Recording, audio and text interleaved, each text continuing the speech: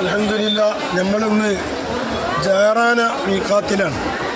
ഹബീബായ സയ്യിദുനാ മുത്ത് റസൂലുള്ളാഹി സ്വല്ലല്ലാഹു അലൈഹി വസല്ലമ തങ്ങൾ ഹുനൈൻ യുദ്ധം കഴിഞ്ഞ് ഗനീമത്ത് സ്വത്തുക്കളൊക്കെ ഓഹരി ചെയ്തതിന് ശേഷം അന്ന് രാത്രി അള്ളാഹുവിൻ്റെ റസൂല് ഉംറയ്ക്ക് വേണ്ടി ഇഹ്റാം ചെയ്തു.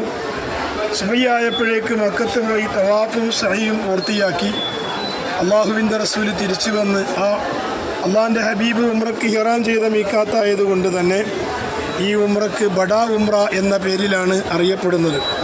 വലിയ ഭൂരിശയുള്ള ഈ മഹത്തായ മീഖാത്തിൽ നിന്ന് ഇന്ന് ഉംറയ്ക്ക് വേണ്ടി ഇഹ്റാം ചെയ്യുകയാണ്.